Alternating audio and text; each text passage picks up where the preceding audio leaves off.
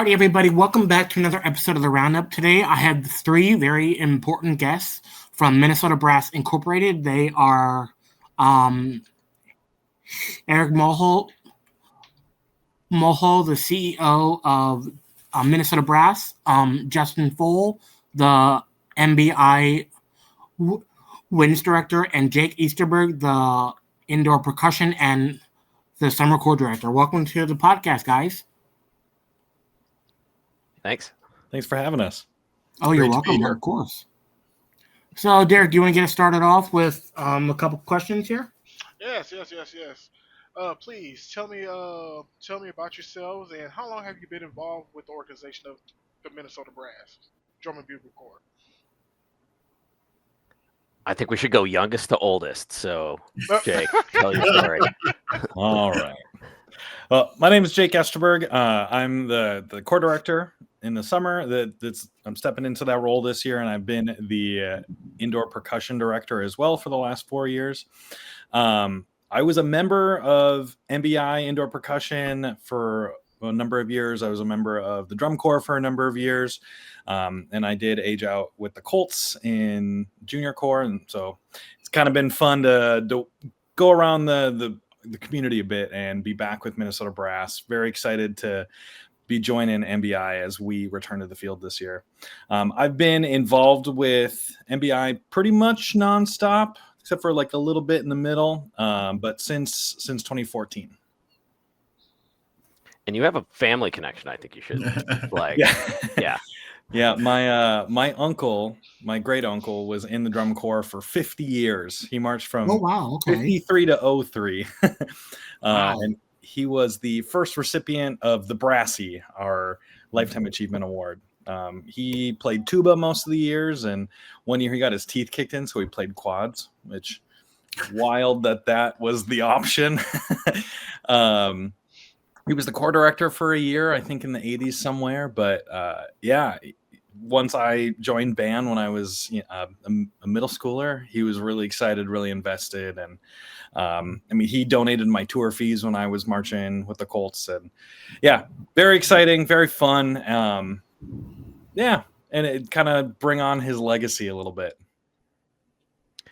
I like Jake to tell that story because I got to march with his uncle. My first year with the drum corps was 1999. I had done junior corps at Phantom Regiment from 95 to 98, joined Minnesota Brass in 99, got to march with Dick. And then I took a big break because I moved out west. And then when I came back to Minnesota, the corps had just come off of their DCA win in 2011. And I was like, all right, things are moving and shaking over there. I'm going to go check it out. And I've been involved with the drum corps ever since 2012, Bonnie and Clyde. I marched that show and then have been involved in some way, shape, or form since then. Awesome. I'm Eric Molho. My first year with the Corps was 2003. I marched for a couple years. Also marched with Dick, Jake's uncle.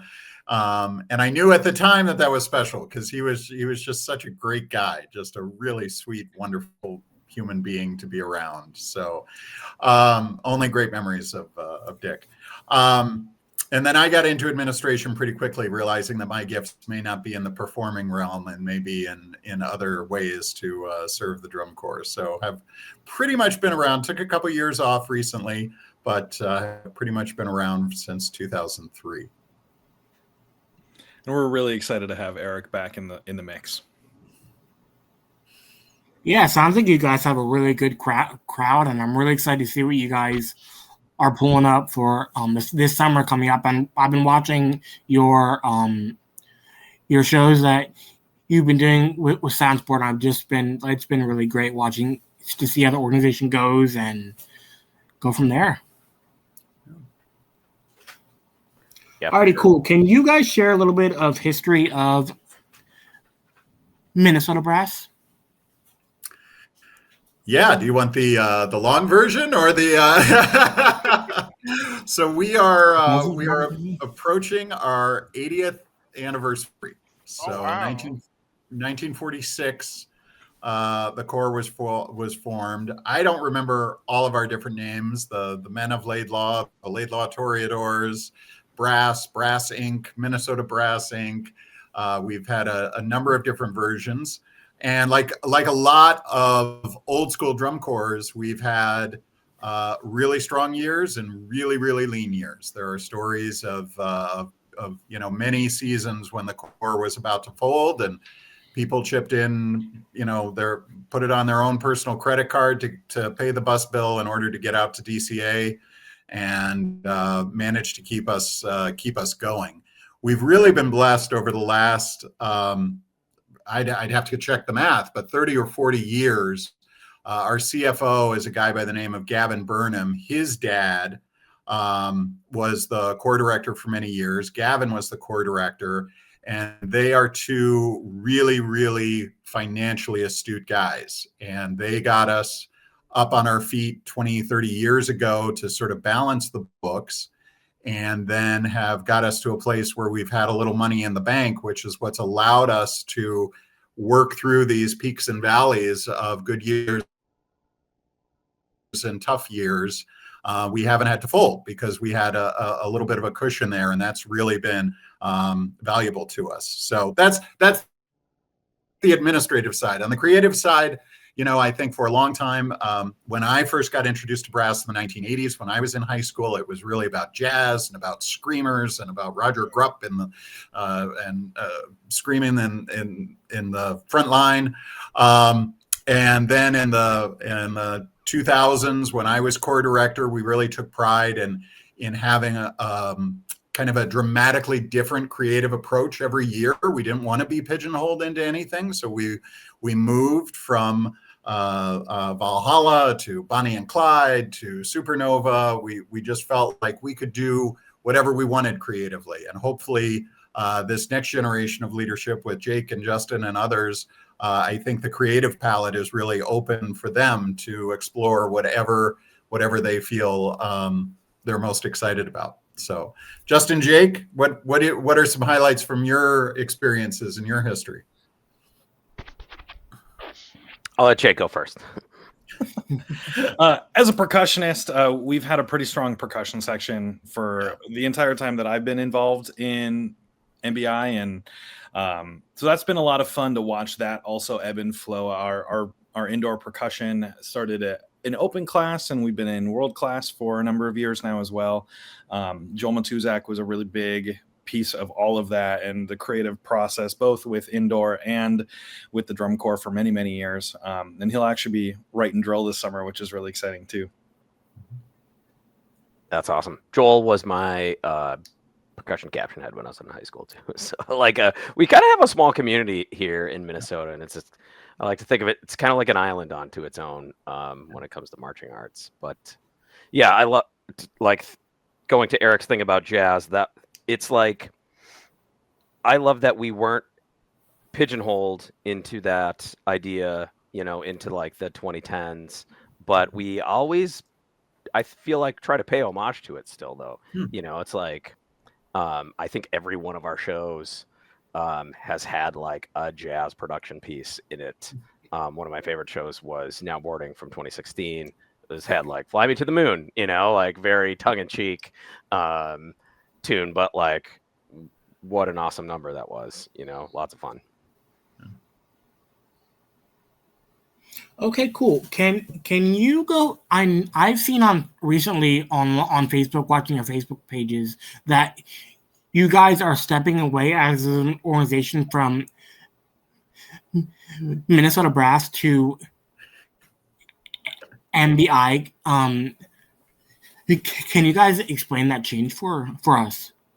Yeah, I'll take a stab at that, and I would rephrase it just a little bit. I'm not sure we're really stepping away from Minnesota Brass. We are, we have been known for a long time internally. I think a lot of our members and a lot of people, again, as Justin said, in the Minnesota realm, think of us as MBI. Minnesota Brass Incorporated was a mouthful.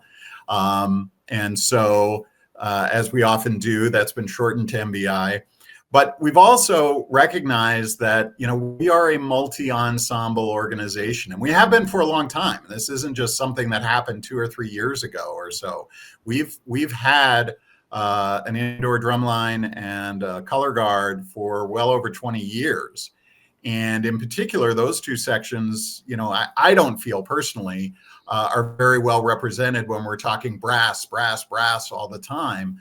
And MBI really reflects, who we are. It connects us to that name, Minnesota Brass. We're not going to change our legal name. We're not going to run away from being Minnesota Brass.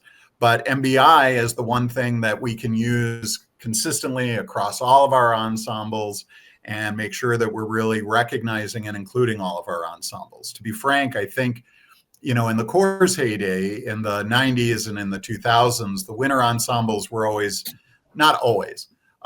I think sometimes felt they were an afterthought, right? Like it's the drum corps, and then we have these other two things we do to keep busy.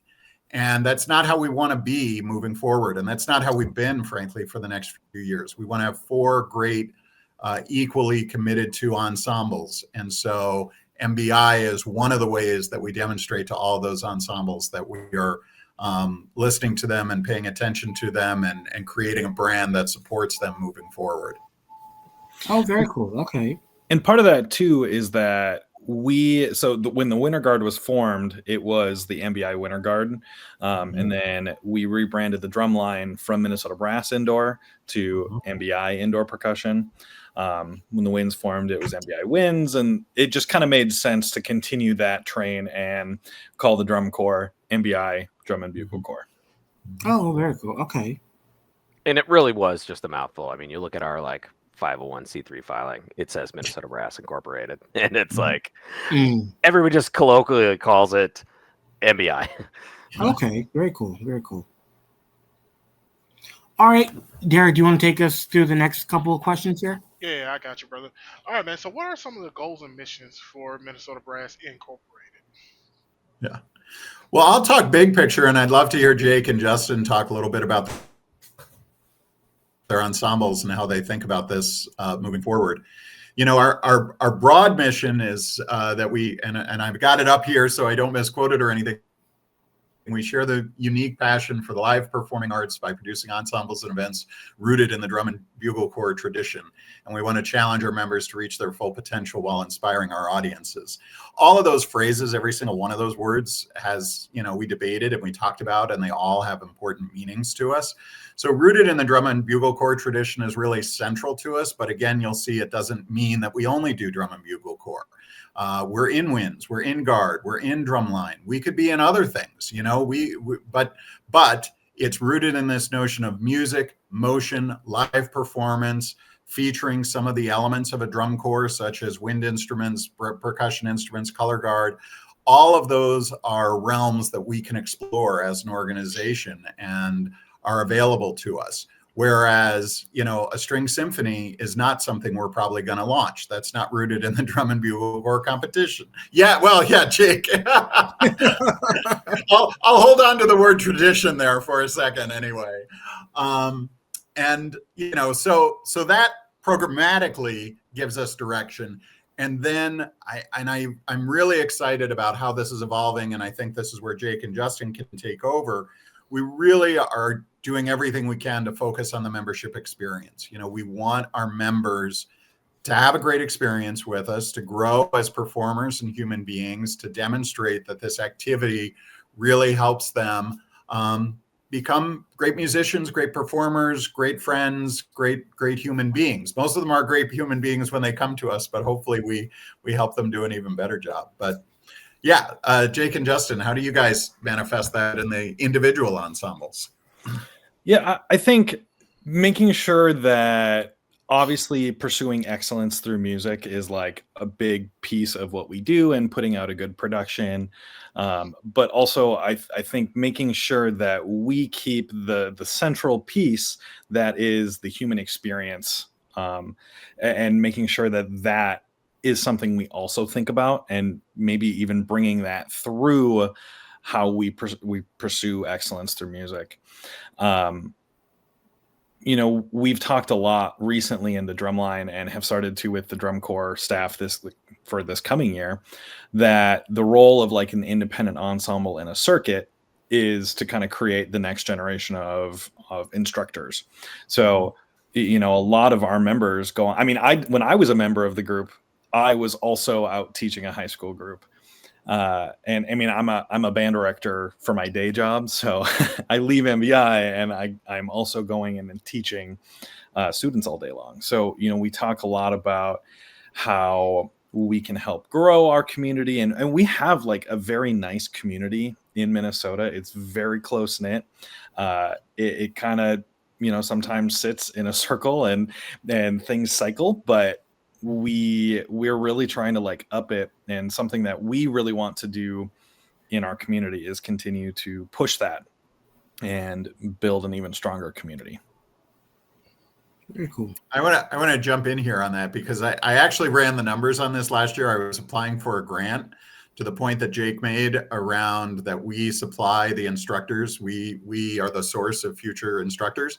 So I looked at all of the directors of North Star Circuit. That's our color guard circuit in Minnesota. That's the winter color guard circuit. 100% of the directors last year had performed with MBI. Really? Wow. 60% of the Minnesota Percussion Association directors, and that includes people from other states, but 60% of the MPA directors were MBI alumni. So we do have this this outsized influence on the activities within our state because we're feeding those staffs and hopefully creating that next generation of instructors. Very, very cool. I wanted to ask you, Jake, you are a teacher. How do you translate what from your teaching to what you teach at MBI, and how does that like crisscross, and if you know what I mean? Yeah, actually, I've thought a lot about this. I've thought a lot about this recently too. When I joined the educational staff of MBI Indoor Percussion, a few years ago now. Honestly, like, I mean, I had been teaching drumline since I was 18 years old. So for me to continue to do that, it was like, oh, this is another one of those gigs, it's another one of those jobs. And I had been doing that prior to me being like a licensed school teacher.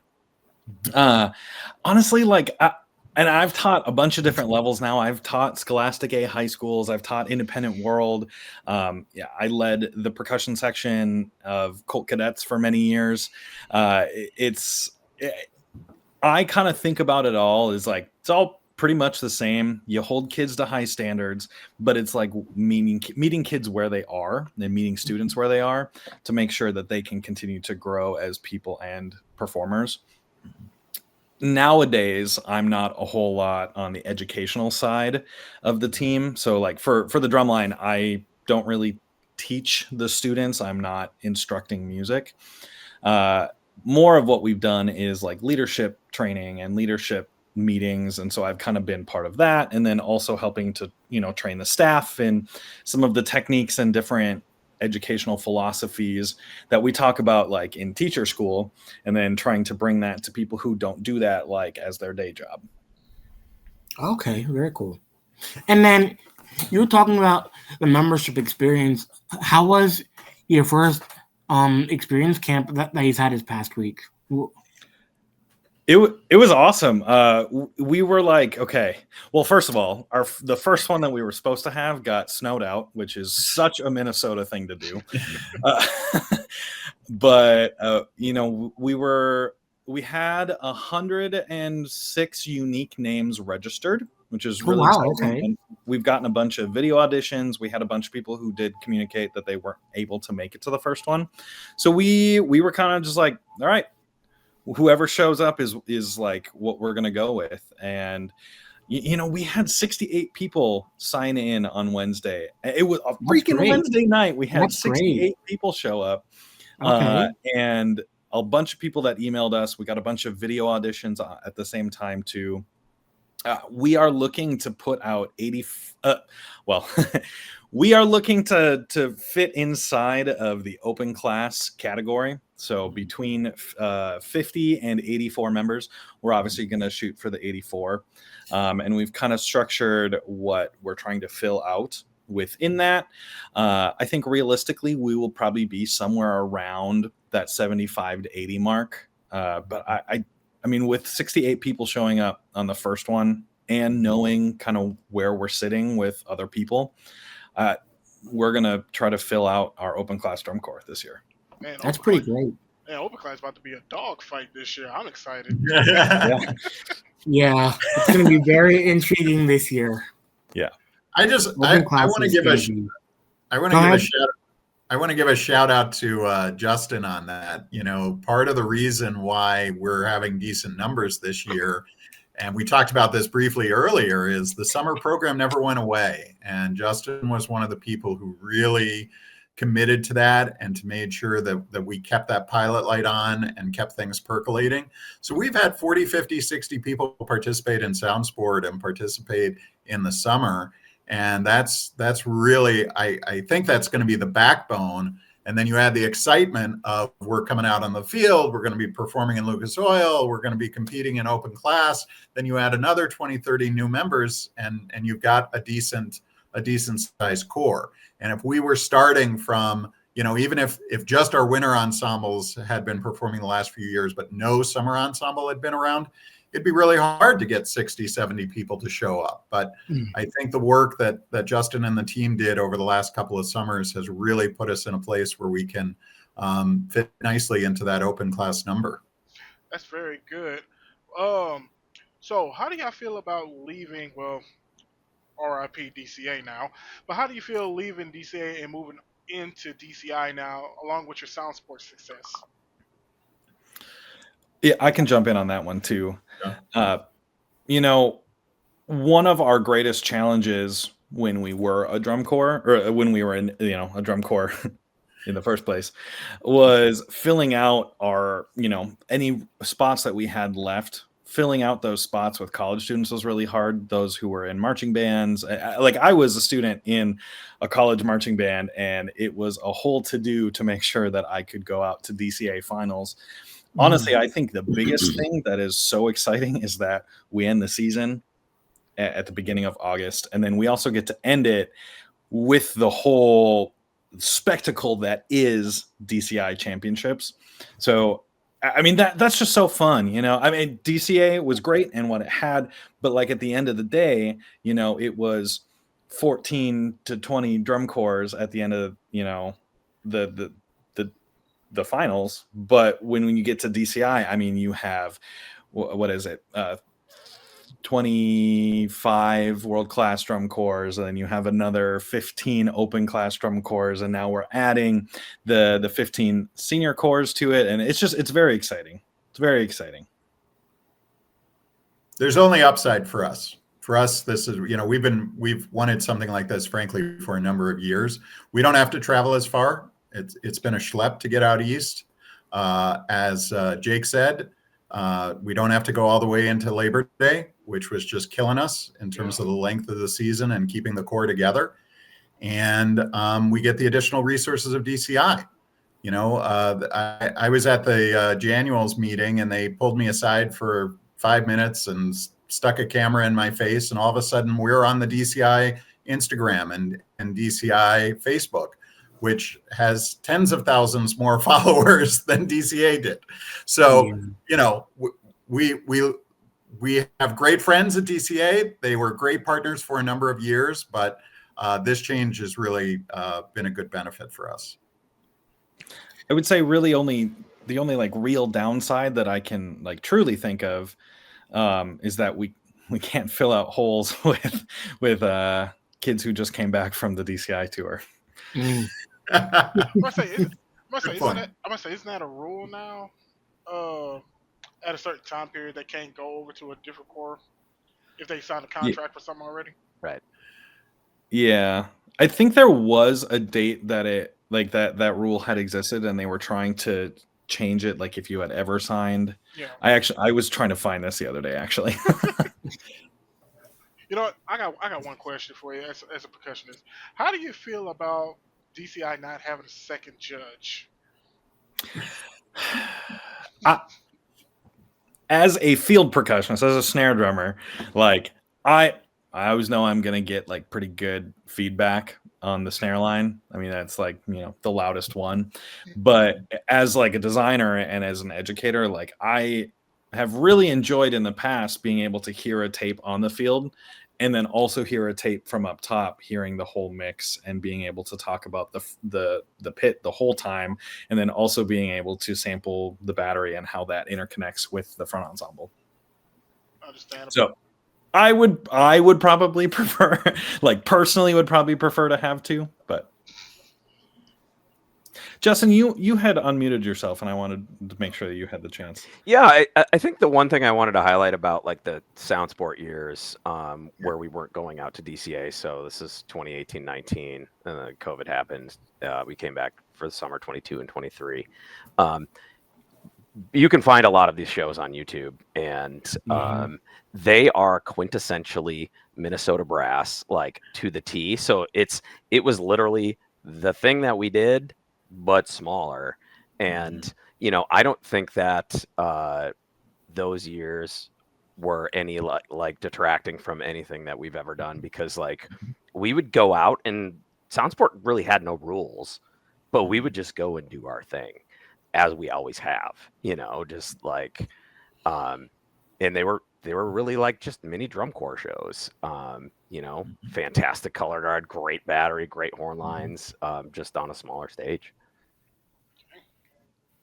That's honestly why I really enjoy what is going on with Soundsport. I think it's great for these groups that are trying to work their way up to all age or open class. I think it's still drum corps. Yep. I hate when I look on Facebook and people are like, "Oh, that's not drum corps," just because they have a couple of different instruments and they're small. I'm like, no. If you really look at it and you really look at the design behind the shows, it's drum corps.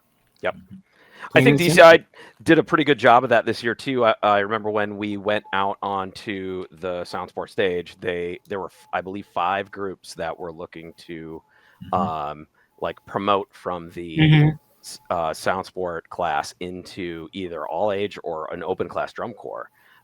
So when they came out, they were like, all age candidate, Minnesota brass, open class candidates, whoever they were. So yeah.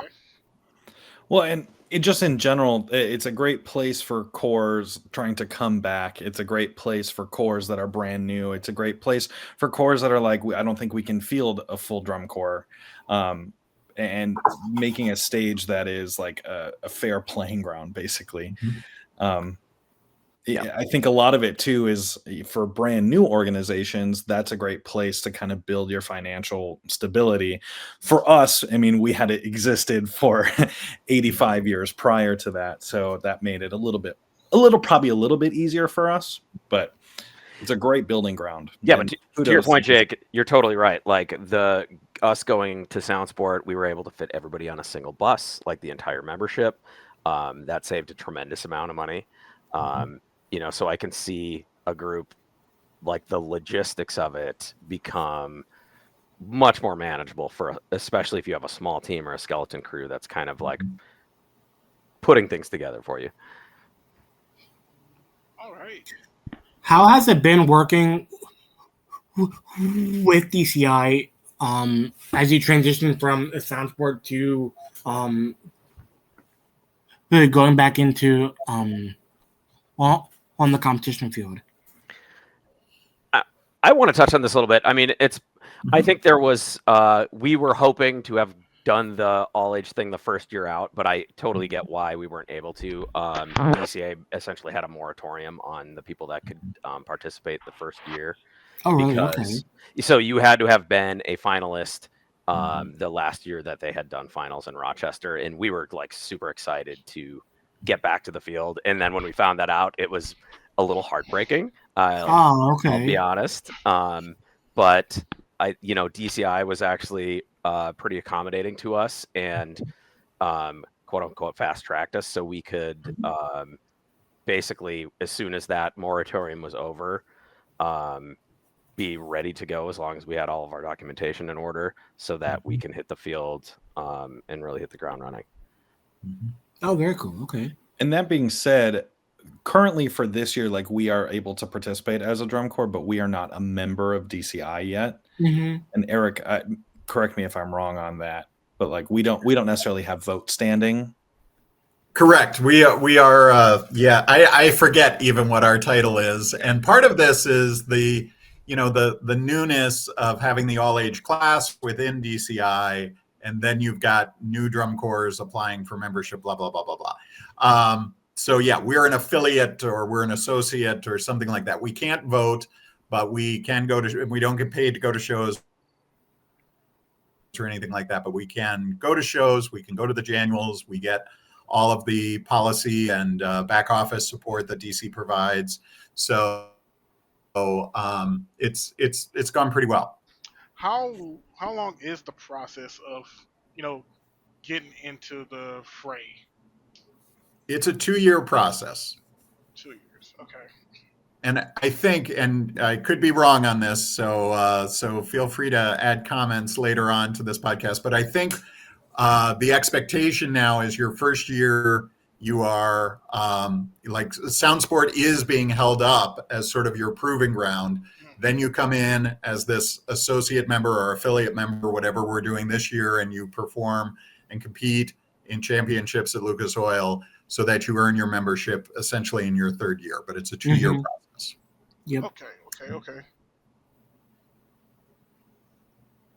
How many spots are y'all looking to fill in this year? Well, I'm pretty sure you already answered this. Yeah, we're looking at 84 members as kind of our spot, because if we go to 85, then we have to compete in world class. And as our first year back with a full core, we figured open class would be a good place to start. Minnesota Brass, you're our only hope to take out the Buccaneers. Back in the day when we were 30 years last time, so I'm not sure how long it'll take this time. Can't let them three-peat again.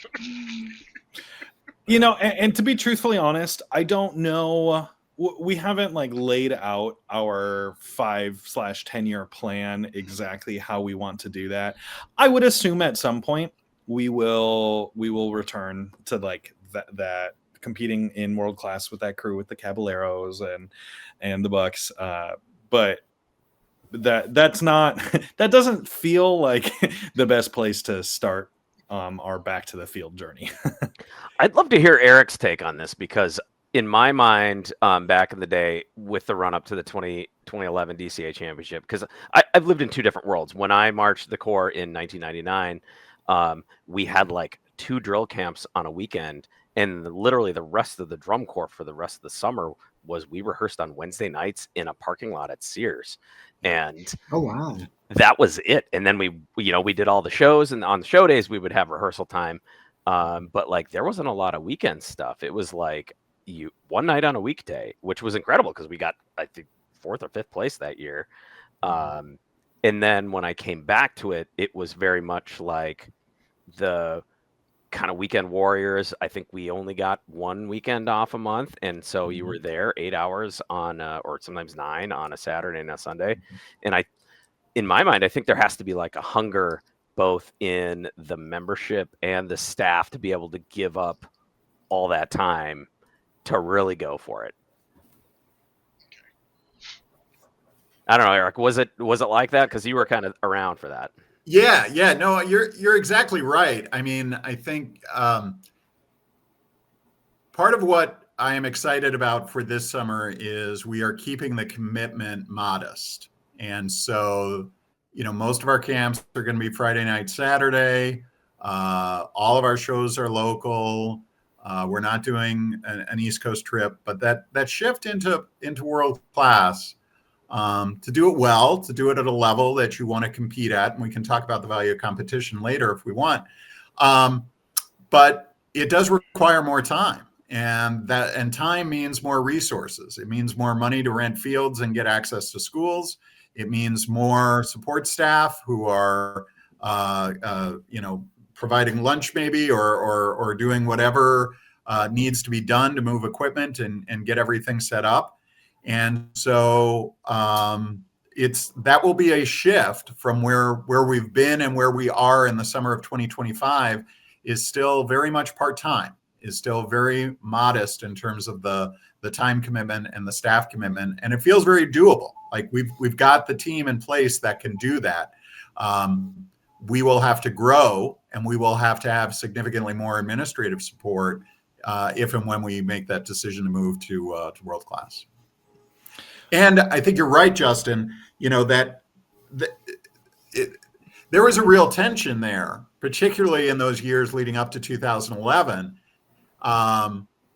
as to a segment of the core and a segment of the lead and a segment of the staff who were like, we are so close to a level of excellence we have never achieved before. We need to go for it. And we measure that excellence, frankly, by competition, right? That's how this activity views things.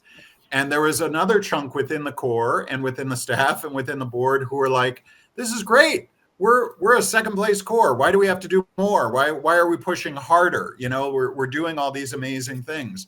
So that cultural piece is also part of it, because you can't, stake a claim out there and say, we want to be a championship drum corps in the next 10 years, unless there is membership support for that and educational staff support for an ambitious goal like that.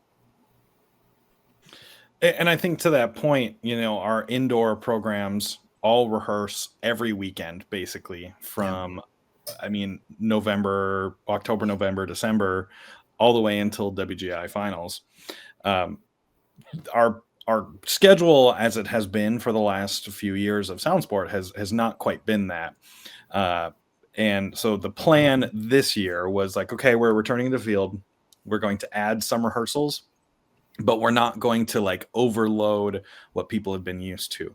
So the idea is that the membership that we've had for the last 4 or 5 years are excited and willing to come back for a similar time commitment, but going into just a larger stage, really.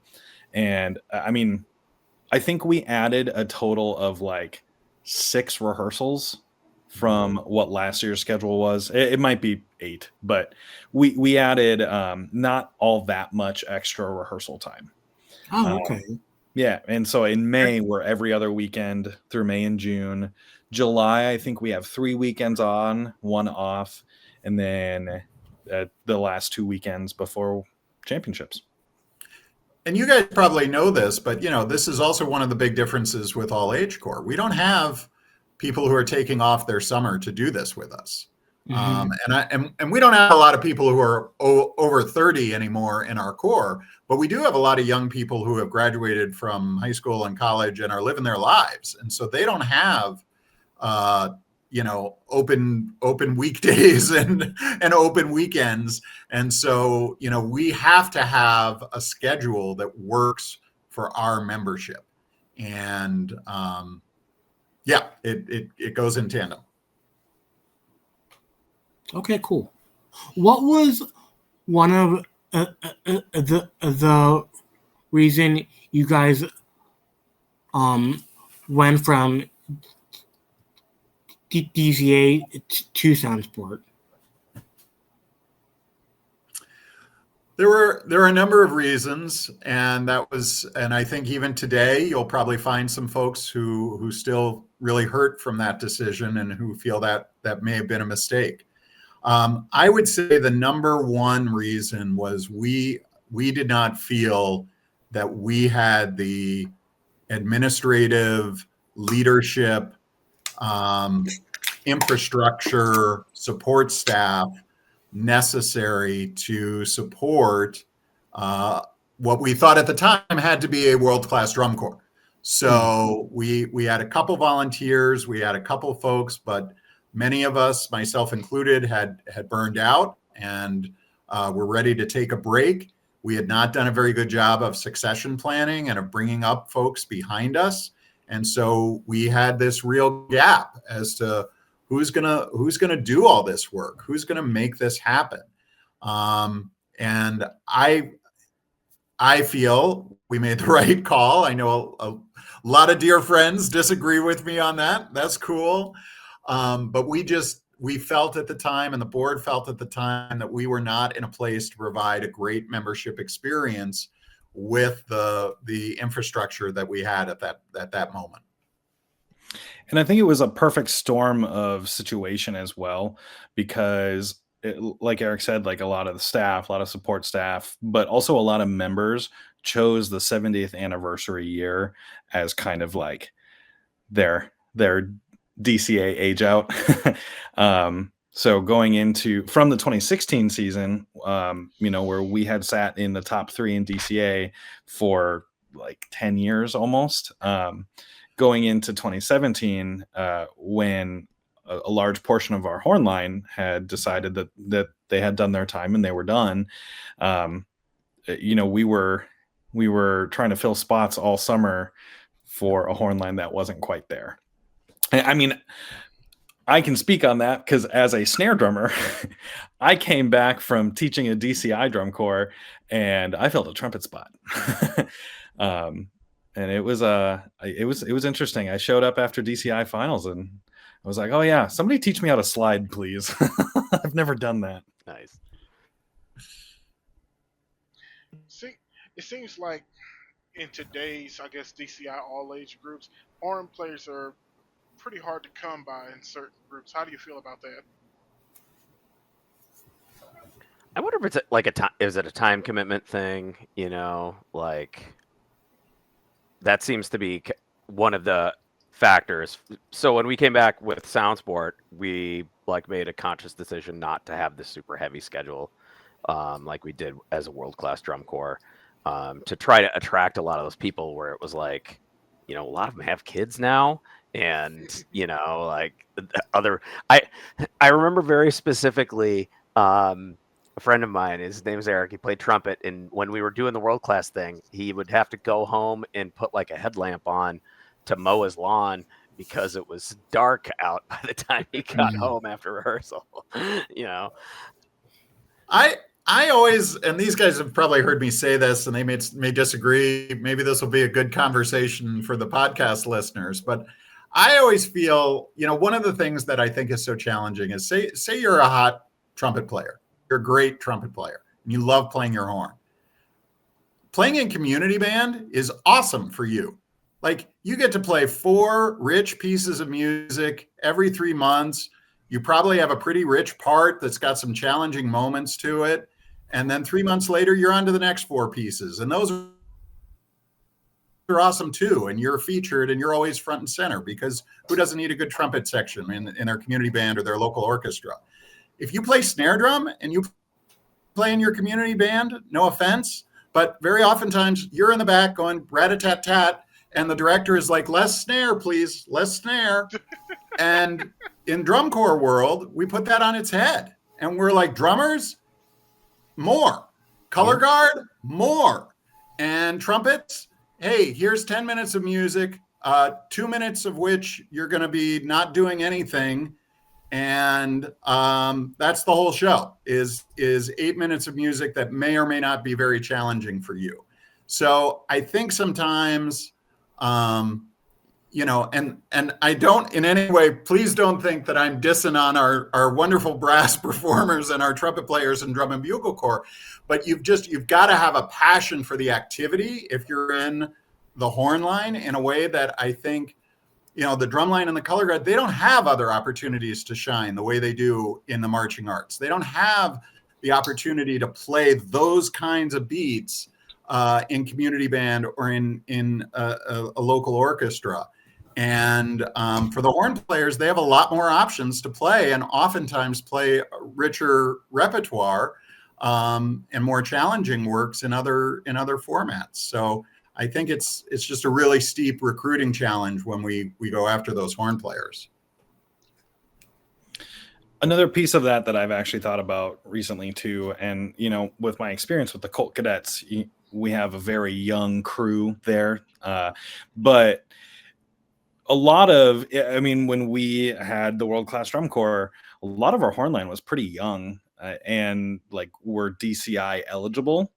I think a lot of them are choosing to do the DCI experience now, and also there are more spots open. DCI upped the amount of performers, and most of those spots went to brass in a lot of drum corps. I can't speak up for everybody, but a lot of those spots went to brass spots.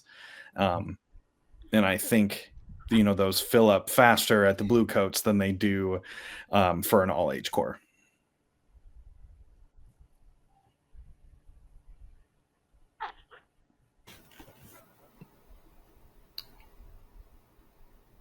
What is the role of the CEO, and how has that changed over the years?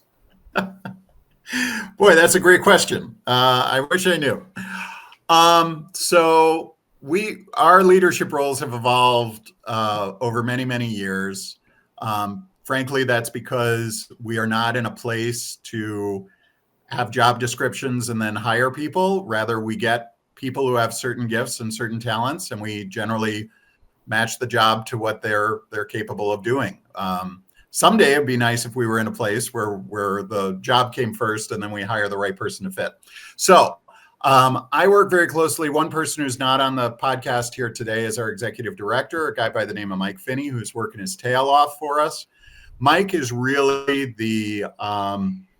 he supervises the three ensembles. He is making sure that everything is being addressed with the ensemble directors. So that's all of the logistics, all of the operations, all of the policy implementation.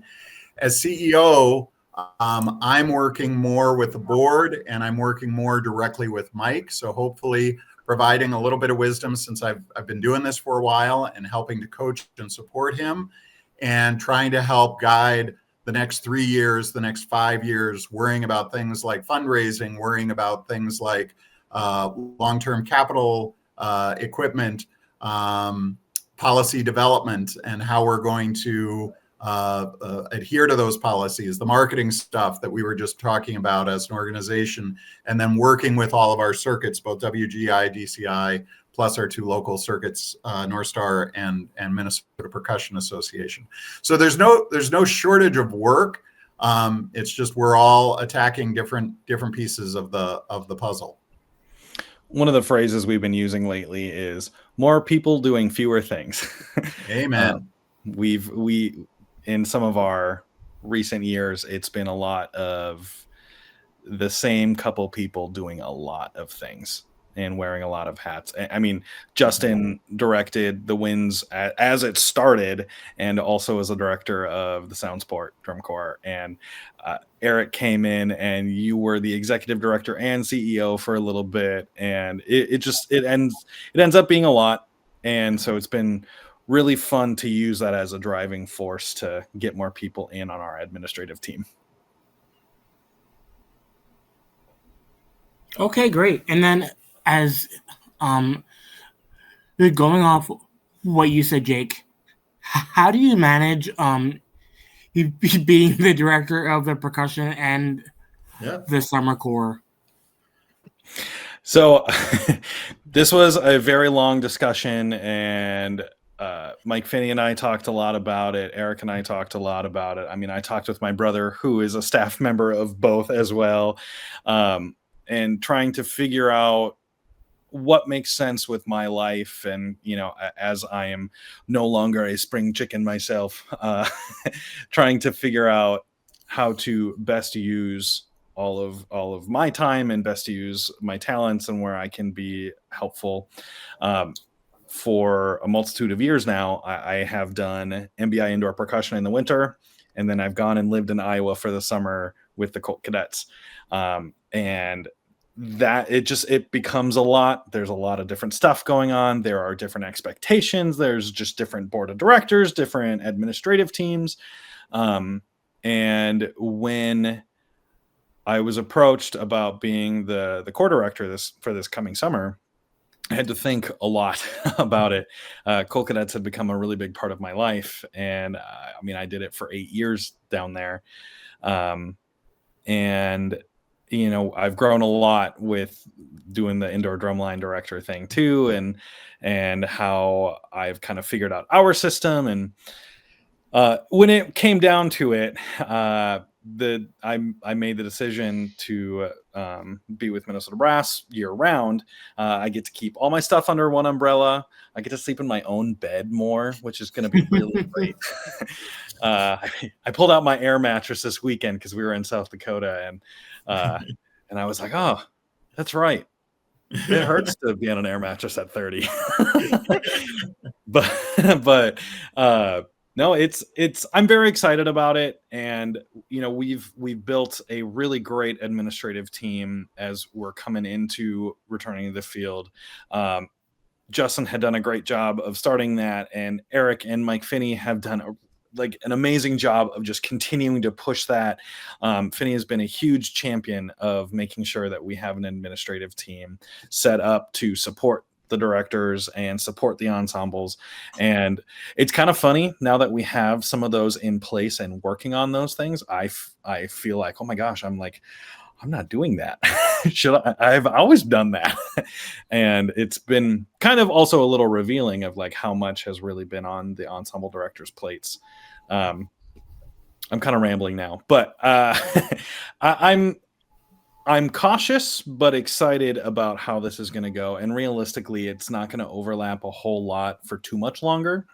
Oh, okay. The drum corps is not meeting in August, the drum corps is not meeting in April. So as we finish out WGI, then I will be able to really transition my mind over. And as we begin planning for the next season, we will be doing a lot of the stuff on the front end and in the fall, rather than stuff just getting pushed back into this year, as we awaited DCI to approve us, and some staffing changes and all that jazz. But yeah, I think this year it's been a lot, but the plan is for it going forward to be a little bit more fluid. Fluent? Oh, okay. Fluid? Makes sense. Yeah. So what are some important dates, and when were auditions? We began our audition process as kind of an experience clinic. We were planning to have 4 Wednesday, we called them rehearsals, I guess, in the month of March. The first one got canceled because of snow, but we planned to have 2 experience clinics. So that was this last Wednesday and this coming Wednesday, with the following Wednesday on the 26th to be our callback time. And then our plan is to have most of our membership kind of figured out, so that when we meet in May, we can hit the ground running. We're planning to be learning drill on the field on May 2nd? Okay. And it may be okay, we're going to have to adjust some of the numbers in the drill. But yeah, the plan is to have it kind of ready to go for May and get going. And then, obviously May 2nd is our, official return to the field, because we'll actually be on a field, because hopefully all the snow will be gone then, which I guess it's mostly gone now. But yeah, those are kind of just put a little plug in here. So mnbrass.org. If you click on calendar, the whole schedule is in for the summer. So prospective folks can take a look at exactly what they're interested in. And if folks can't make it to a Wednesday, they should still reach out and fill out one of those interest forms, and Jake or Mike will get back in touch with them and see what the next steps look like. All right, cool. How excited are all the members about this jump into all age and working with DCI? Every person I have talked to has been like, sweet, here we go. When I welcomed all the auditionees on Wednesday, I was, I was like, welcome to our triumphant return to the field. And like, people were like cheering, and like, it was, I was like, okay, I kind of hope that happens. But I mean, people were like, let's go. That's awesome. People are pumped. They were like, Soundsport was awesome, and we enjoyed it, and we were able to succeed and do well. And we're so ready for the next step. And then the other end of the spectrum is our alumni, who are just thrilled to see the full drum corps back on a football field. So it's it really has been a bolt of energy through the whole organization. Yeah, it was really fun. We had our alumni, our legacy gala a couple weeks ago, and I was kind of announced, and I got the chance to introduce myself to some of the alumni who didn't necessarily know me. And I explained my connection to Dick Mackey, and people were like, all right, let's do it. So that was kind of fun.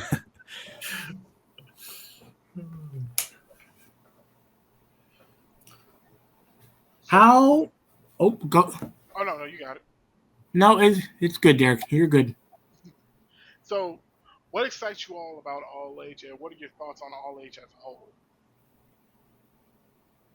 I mean, I think it's exciting. I think just for us, it makes so much sense for DCI and DCA to like join forces. They are effectively the same activity. I think it's like a super exciting time for us to like. It solves so many problems for us too. Where it was like Eric talked about, making the trip out east. Jake talked about, having students that would normally want to participate, collegiate age students that wouldn't be able to participate because our finals was in September on Labor Day. And, I think we made more enemies than friends with local band directors with those students because they were missing their homecoming football game or their college orientation or drill camp. Yeah. So it's such an exciting opportunity. And I'd like to hear Eric actually. So we went to Soundsport last year. We're doing our thing out on the Soundsport stage, and Eric had a chance to go in and watch the kind of first round of All Age inside Lucas Oil. And I remember talking to you afterwards, and you were really impressed with the showing and the whole spectacle. Yeah, I was of two minds last year because I mean I knew it made sense strategically, and I knew for all the reasons we've just talked about it was a great thing. But I was like, who's going to show up at 10 a.m. on Saturday to watch these corps inside of a 70,000 seat arena and stadium? And so when I went into the DCA championship, to the All Age Championships, I was just thrilled. There was a great crowd there. It did not feel empty. It felt energized. It felt excited. And the corps were terrific. It was, everybody was on their game. So it really excited me as a fan to see. I think I was nervous that, when you take the All Age corps out of their own weekend, that they would get lost in the shuffle of playing on the same day that the Blue Devils were playing or whatever. And they didn't. It was honored. It was respected. The crowd was terrific. The performances were fantastic. I think there's great potential there. I think there's an opportunity to continue to grow that audience and that event. I think it's going to be even better this year. Yeah. Especially with them adding a prelims this year, that'd be good to see too. Yep, absolutely. Cool. Going into 2025, what are your expectations and your vision for the drum corps this summer? I mean, at the base of it, we're doing drums on the field, we're doing horns on the field, we're spinning flags. I'm really excited. We have like a full production planned. It's about 8 minutes long, 8.5 minutes. Most of the music is getting completed soon and will be in the hands of the performers. Actually, this Wednesday, the opener will be. We're pretty pumped about what it's going to look like The aesthetic is coming together. The design team has been meeting for a few months now, and the show is going to be a little bit, I'm not going to say too much, but the show is going to be a little bit of a metaphor for where we are as an organization, where we are as a drum corps, and some exciting stuff for us as we're coming up. Okay, very cool. For me, it's just all about, and Jake's alluded to this, it's all about the membership experience, right? I need those 84 people to have a fantastic time so that 2/3 of them want to come back next year and the rest of them are talking it up among their friends. And so then Jake might come to me next year and say, we've just got too many people. We don't know what we can do. We've just got to move to world class. That's the dream, is that we've got more people than we have spots, and we have more enthusiasm than we have places to put people. So that starts with everybody having a kick-ass summer and having a lot of fun out there. And being good is fun, right? Not fun by playing games, but having fun because we're getting better, because we're pursuing excellence, because we're playing better, because we're learning things, because we're achieving things as a team that we weren't able to achieve by ourselves. That's fun.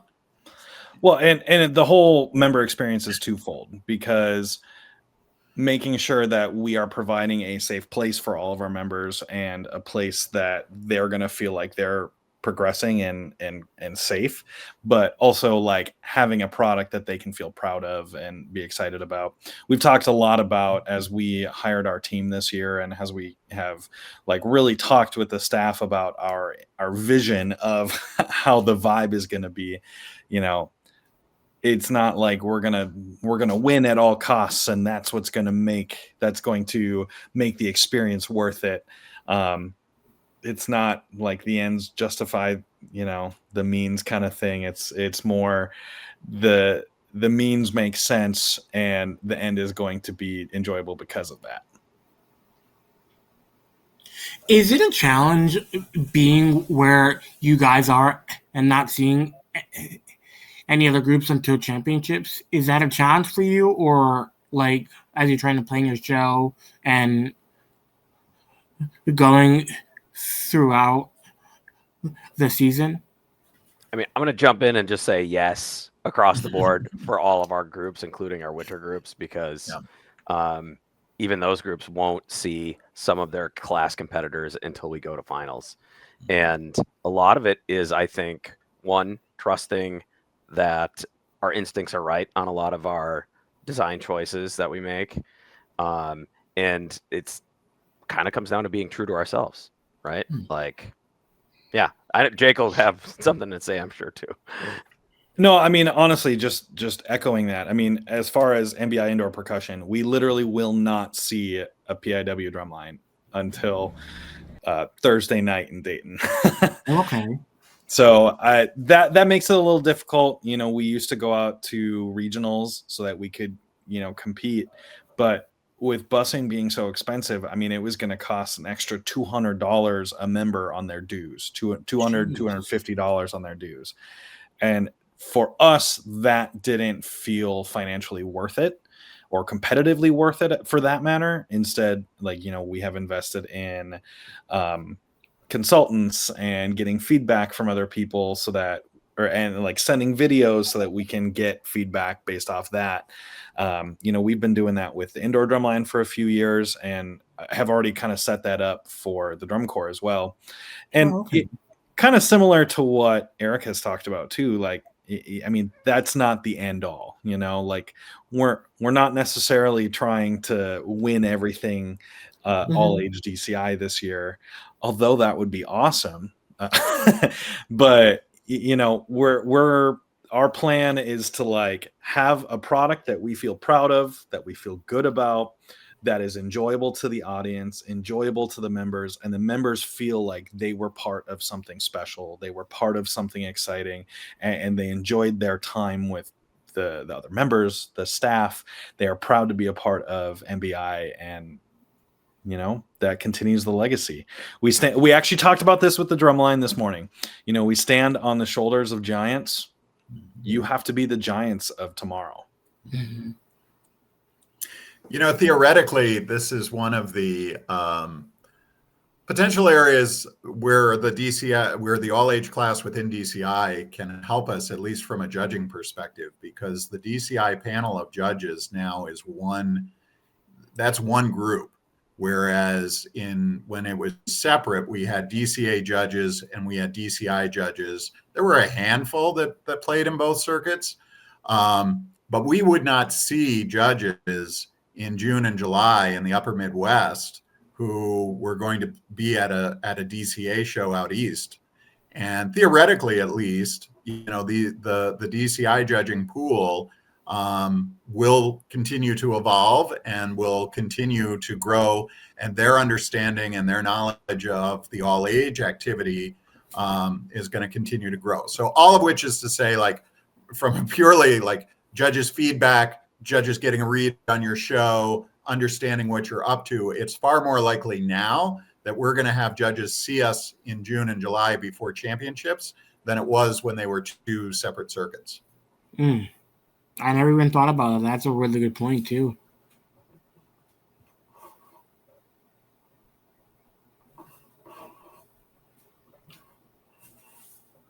What is your process of building a successful tour schedule for the summer?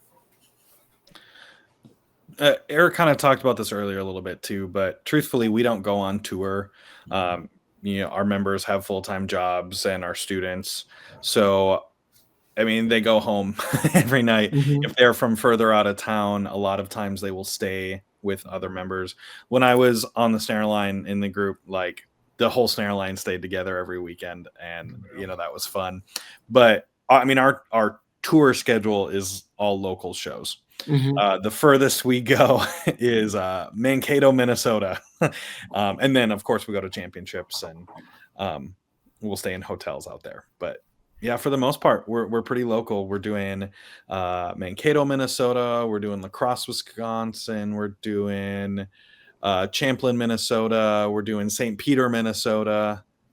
Yeah, it's all within a couple hours of the Twin Cities.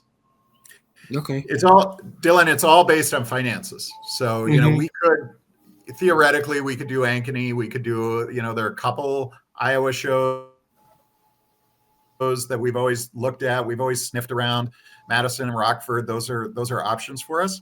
But it's I don't know what, $20,000 to get a bus for the weekend. I mean, it's just not financially something that we're going to pursue. Yeah. Where the means justify it. So, I'm not saying it's never going to happen, but building the tour is looking at the DCI shows that are within driving distance and saying we want to be a part of them.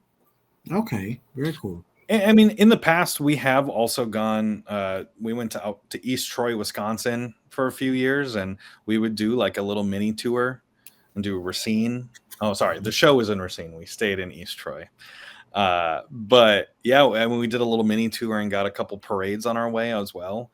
But as far as like where we are right now and with how expensive busing is, I mean, yeah, it's just not, it's not worth it to go that far for us right now.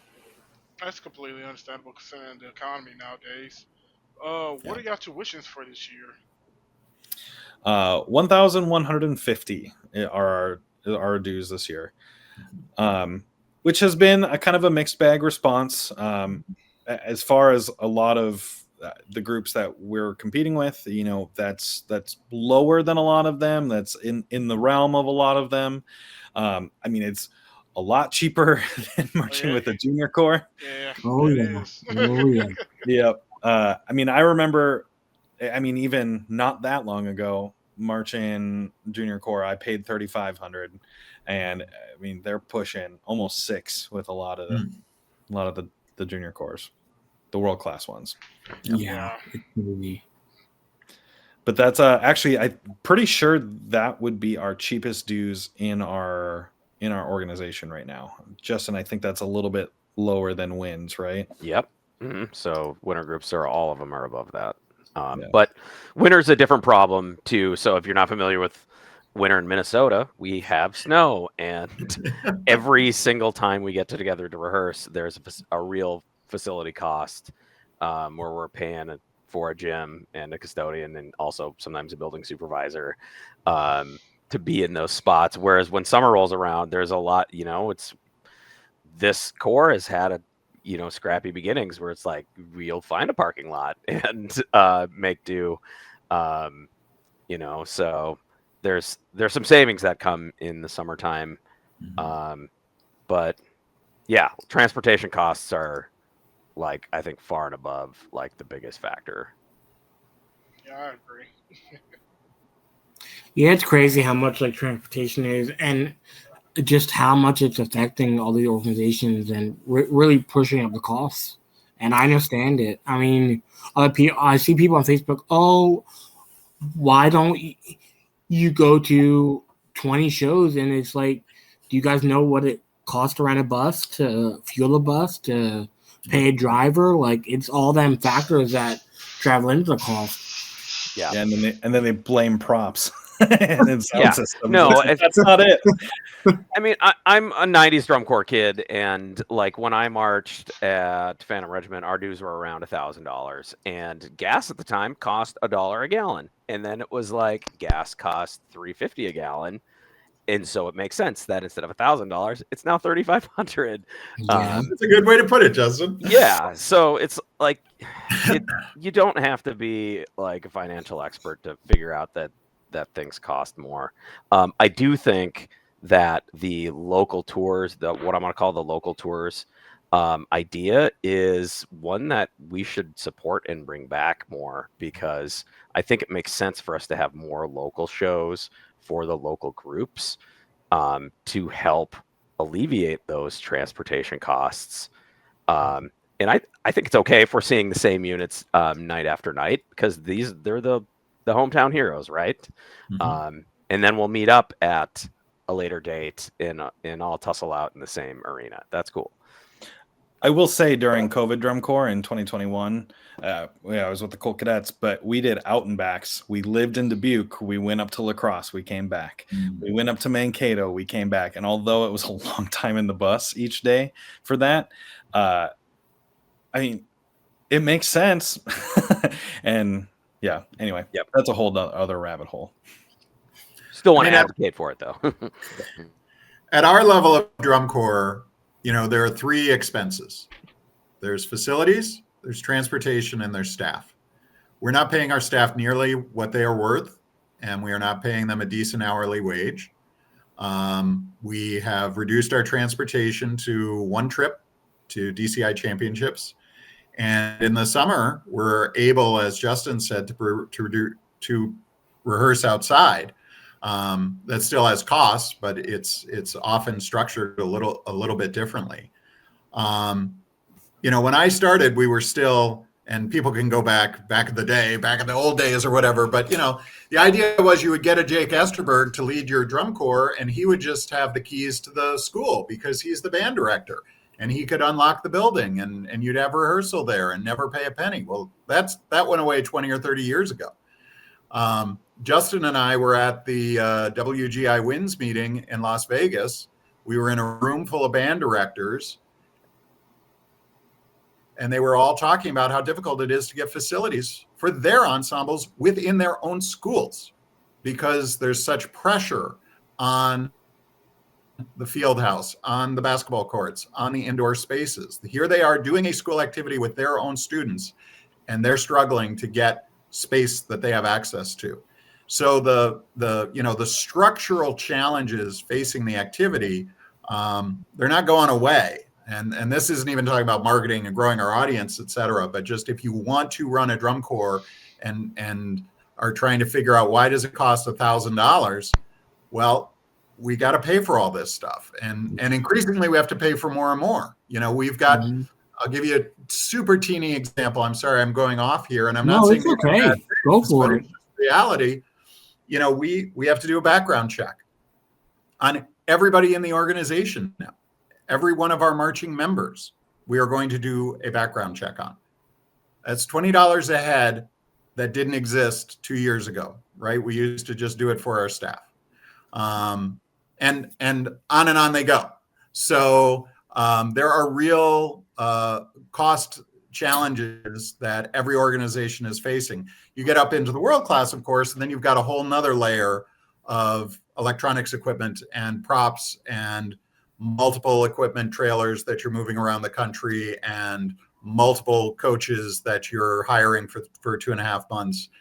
They're in a whole different realm of cost challenges, but it's not easy figuring out how to make the money all work.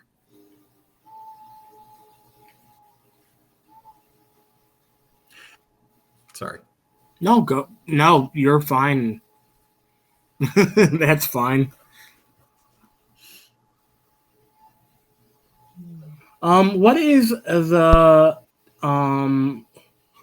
what areas are you guys pulling members from? I want to take this one, just because we have kind of an interesting thing that's going to happen this year. We had a member, his name's Elkin. He's from Colombia, South America, who marched. He played baritone in the drum corps in 2016 with the Now Boarding show. Moved up here, stayed with an alumni of the corps. I was like hung out with them for the summer. Went to DCA with us out east. And this winter, he actually is a clarinetist as his primary instrument, is playing with Horizon Winds. It was a group out of Florida. And I just got a message the other day from the Horizon Winds director, because I know him through the winter circuit. Is like, Elkin is going to do, planning on going to Minnesota Brass for summer after the winter season finishes mid-April. Can he ride with you guys back to Minnesota? And I'm like, oh, I got a spot on one of our vehicles. I think we could do it. So really, wow, okay, yeah. I mean, that happens occasionally. You know, we've also had people from Racine who had known us through, you know, I guess a longtime rivalry, or what you would call it with the with Racine, Kilties. Yes, Kilties. Yeah. So we've had people come out from there. Usually they would come out for the weekend, stay overnight at another member's house or something like that. But otherwise, it's mostly local folks. Mm-hmm. Yeah. For our indoor programs, I mean, we have every weekend right now, we have people coming from Iowa, South Dakota, and Wisconsin. The large majority of our membership lives in the Twin Cities. For the drum corps this year, this is funny. I just got an email. We have a crew coming up from Nebraska on Wednesday night. And I went, what? Really? Wow. Okay. Yep. So they're coming to drum. So it'll be fun. And play horns. I'm sorry. I'm not. I'm going to tell a little old story. So back in the 90s and 2000s, one of the local school districts used to do a preview show. So all the marching bands from that school district would perform District 11. Yeah, you're right, Jake. Yeah. So all of their high school bands would come and perform their show. It's the first show of the season. Then all those band kids would go into the stands and Minnesota Brass would perform. And it was our last weekend before championships. So we were smoking. And that happened year after year after year after year. There was probably, 10 or 15 years where we had this great partnership with that particular region. And we began to see membership from that quadrant of the Twin Cities, from that northwest corner, was always stronger than other places, because we had this year-on-year exposure to a prime audience, right? To high school kids who are marching. So when they got into college, when they were able to march drum corps, the only drum corps they knew was us, and they wanted to come and march Minnesota Brass. All of which is to say, I think when we talk about recruiting and we talk about looking for new members, it can be a long-term commitment, creating those partnerships, creating those connections. We talked earlier about how many of our members go on to become staff. Well, that helps our summer corps as well, because those staff members then say to their top tier members, hey, you should go march Minnesota Brass. You should do this summer. That's a good thing for for you. I'm sure all 5 of us who are talking here, and probably everybody who's listening, if you've marched drum corps, there was probably a music educator at some point in your life who gave you a little nudge, who said, hey, are you familiar with this activity? Or I think it'd be a good fit for you, or you should check this out. The reason I do this activity is because in 1986, my band director said, DCI championships are in Madison, Wisconsin, and little freshman Eric Molho seems to be really geeking out on marching band. So I think I should take him. And lo and behold, here I am a few decades later, still doing drum corps because my band director said, I think you might like this. That's pretty awesome.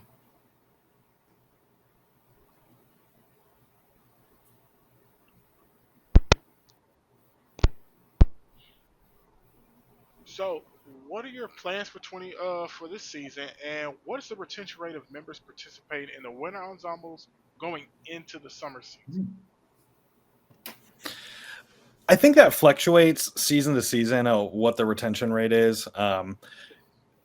A lot of the winter drumline and winter guard members are like eligible for junior corps right now. So, I mean, we have members who just came off tour with Crown and Vanguard and Troopers and Colts and Blue Knights and Blue Devils. It's really exciting, very fun. A lot of those kids are not necessarily going to be marching with us because they're off doing their thing with World Class Drum Corps, which is super fun. But we do have a group of snare drummers who are like, hey, let's all do it together. And so, like, we have a pretty good number of battery and front ensemble folk who are going to do it. A lot of, actually, Justin has done a really great job of creating this culture between the winds group and the drum corps. So there's a good number of crossover there. We do have some crossover in the color guard. It's not, that one it's a little different right now, but I anticipate that soon, like that will also be similar. And I think it's like we've always advocated for age eligible members to go and do the thing, go do the world class drum corps, because ultimately it plays in our favor, because we want them to come back to Minnesota Brass, because it is an all age organization and they have a lifetime ahead of them where they're able to make music with us. I think I was a great example where it was like, I did junior corps, I did the drum corps, I stepped away for over 10 years and then came back in my 30s and was like, oh, I can still do this. It's tucked back in my brain back there, but I can still do it. And yeah, I think it's awesome to see those members, they go and have the junior corps experience, and then they bring that level of excellence back to the drum corps. It's incredible. And we do have a junior corps up the street. RCR is in our neighborhood, and there's lots of crossover between the indoor groups and the drum corps, and like that group of snare drummers that I was talking about. Some of them have now aged out of the RCR drum corps, and now they're going to march in the MBI drum corps. That's awesome. Yeah, it's very nice. Yeah. Alrighty, guys. We are through all of our questions we had. Any other closing comments or anything at all? We're really excited over here. There's a lot of momentum going, and I said it earlier, we stand on the shoulders of giants, and with an organization that has 80 years of history, there are so many people that we can talk about and thank, and I think we've done a pretty good job of trying to name some of those people as well today. But like, there are some amazing people in the history of this organization that have brought us through the toughest of times, and Justin has done a great job of getting us through another tough time that just looked a little different. But the biggest thing is that Minnesota Brass never went away. Minnesota Brass has been here. Minnesota Brass has been strong, and we're coming back stronger and stronger every year. So I'm really, really, really excited for the future of this group, and what the next generation is going to look like.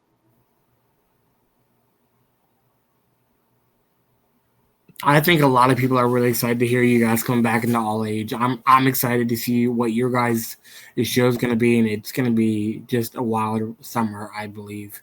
Oh, I definitely can't wait to see him. I'm glad we're gonna be on the same playing field. Yeah, the show's pretty cool. I'm just saying, I might be a little biased. I'm pretty excited about it. Well, I can't wait to see it firsthand. Trust me. Yeah, come and say hi in Indy. Don't be a stranger. Yeah. Oh, definitely will. Definitely will. Got anything else for him, Dylan? No, I think we're all good. I just want to thank you guys very much, and I'm looking forward to this summer. And thank you so much for coming on. I know I pushed. It's been hectic trying to get you guys scheduled, so it finally happened. So, but thank you very much. Thanks for having us. Yeah, thank you so much. Of course. Yeah, thanks for the opportunity. It's an honor to talk to you all, and can't wait to see you in this season. Alrighty, everybody, thank you for listening to this episode of the Roundup. If you like what you hear, a comment on, you can find us on YouTube. Comment, share, like, subscribe, and thank you very much, and hope you guys have a great day. I've always wanted to do that. Hey, subscribe right here, man. Yeah.